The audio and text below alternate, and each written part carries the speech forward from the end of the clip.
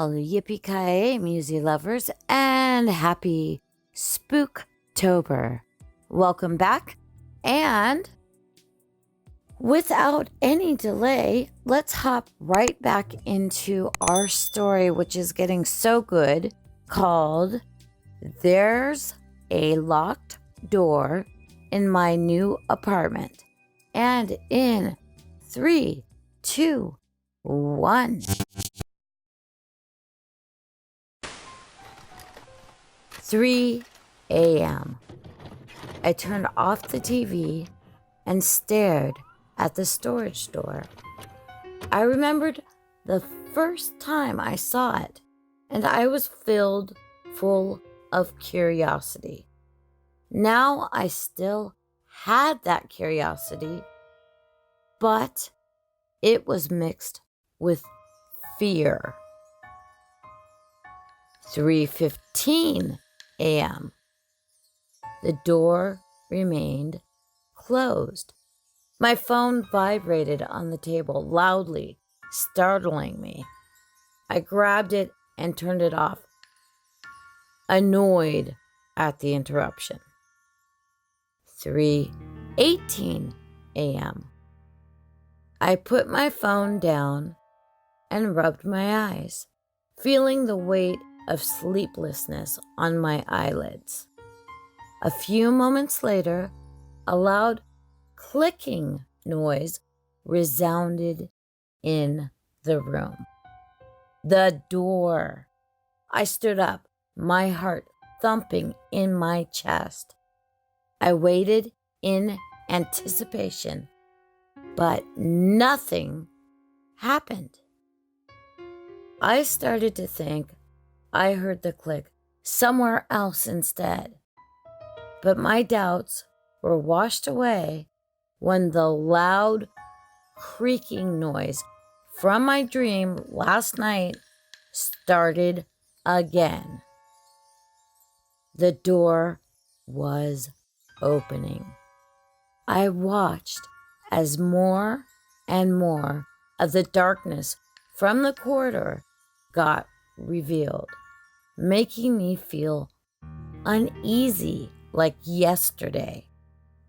The painfully loud creaking of the door ended when it fully opened, leaving me to stand in silence in front of the unknowingly long corridor ahead of me.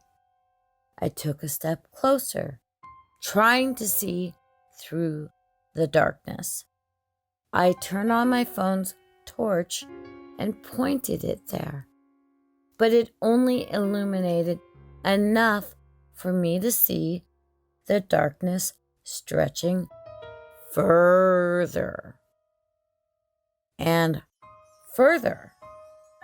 It was definitely extending farther than a typical storage room.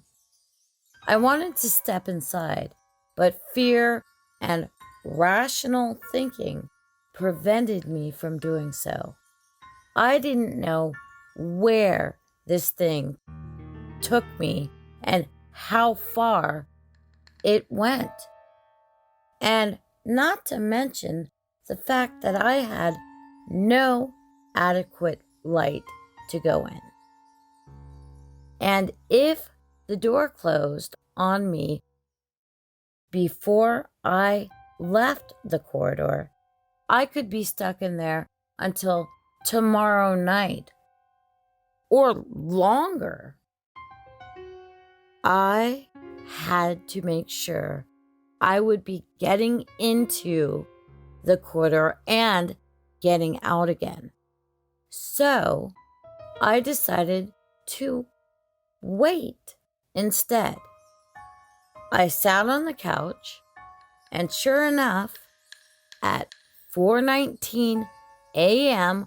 sharp, the loud click of the lock resounded and the door was locked once again. I had to know what was in there. I just had to. The following day, I bought a strong torch and a very long rope. I didn't know how far that thing went, and if I had any crossroads, so I wanted to be safe. I mean, for all I knew, it ended only after a dozen feet.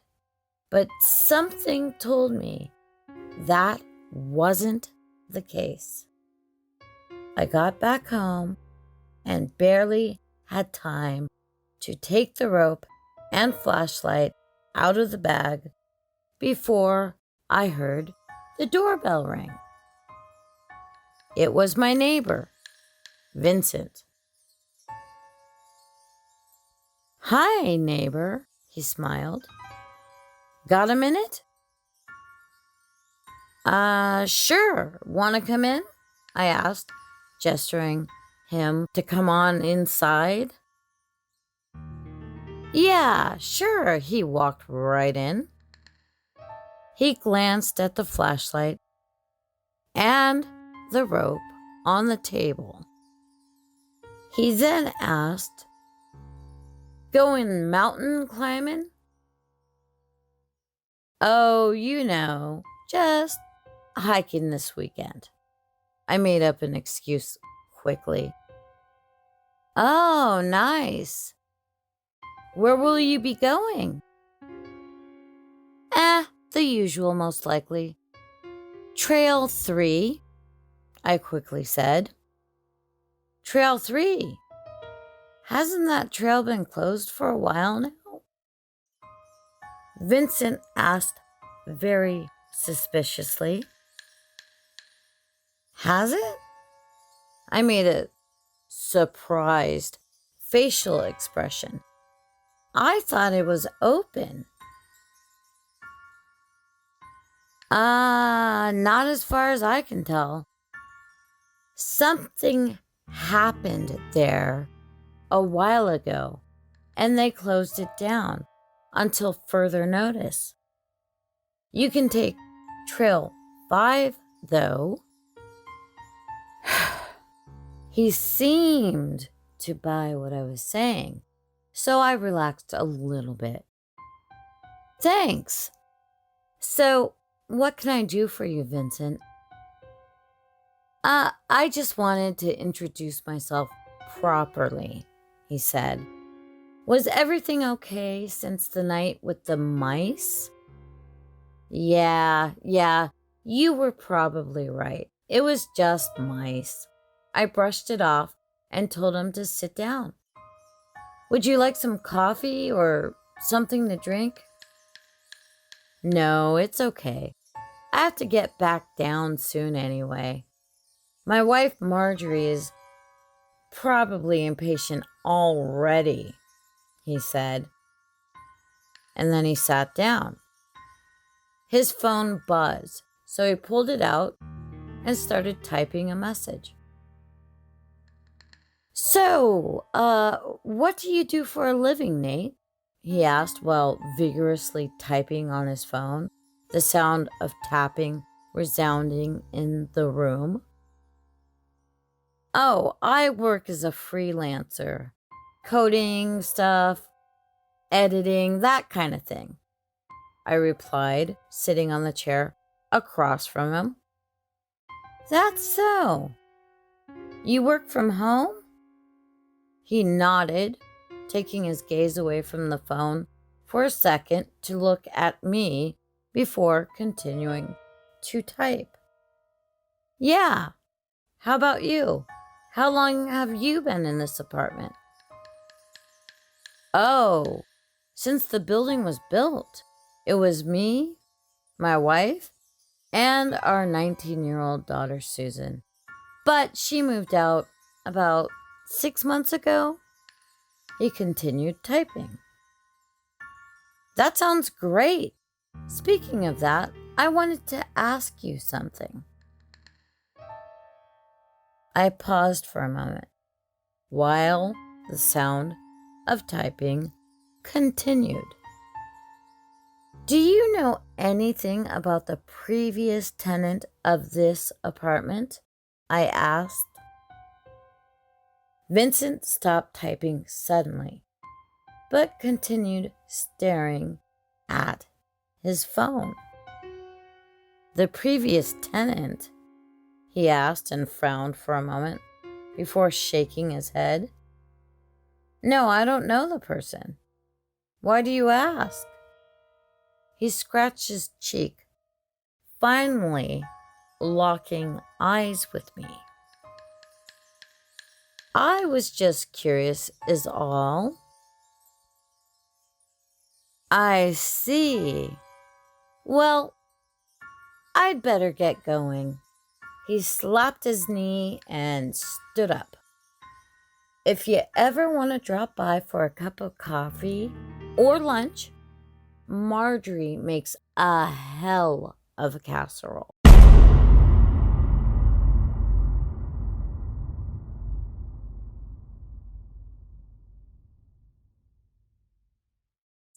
And with that, we have the end of part 5 of this fabulous, suspenseful story that I am performing for you.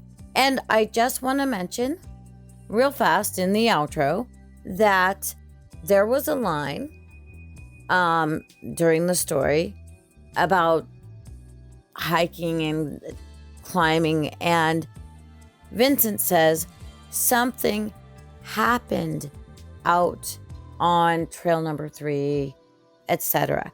Well, I just want to let you know that that comes from a different story by this same author. I'm not sure if it's been covered yet, but if I don't cover it, you might want to read that story too, because as you can see, this author is awesome. And once again, happy Spooktober and Yippee-Ki-Ya Musey lovers. Talk to you soon.